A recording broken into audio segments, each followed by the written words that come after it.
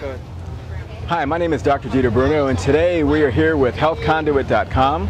I'm a urologist, and we're going to talk about one of the medical emergencies that urologists commonly encounter: kidney stones. Now, as you can see in my hand here, we have a small pebble. It's approximately 4 millimeters, and that's about the average size of a kidney stone.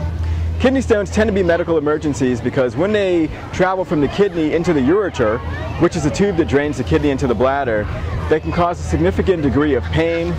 They can also potentiate infection and lead to a critical condition if they're not dealt with in an expeditious fashion.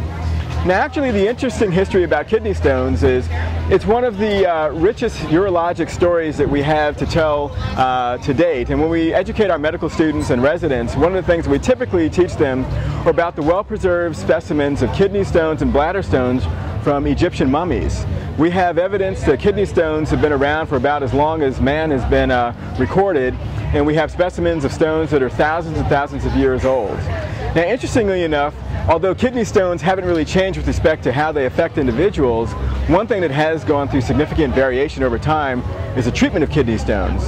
One of the most common approaches we use for treating kidney stones in this day and age would be endoscopic techniques to actually visualize and destroy kidney stones with lasers. These procedures can typically be performed in about 10 minutes to 20 minutes on average, and it can be done on an outpatient basis. So typically, when we see a patient come into the emergency room or the office with a kidney stone, they have a full medical evaluation, they get a laboratory profile, physical examination, and x-rays.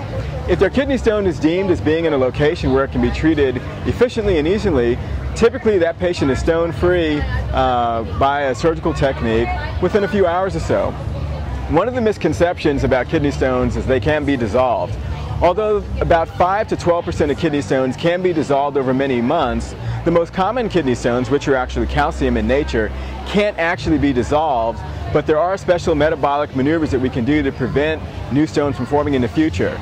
So stay tuned for our next health update segment on kidney stone prevention and some of the common misconceptions and myths about kidney stone prevalence and formation. Thank you.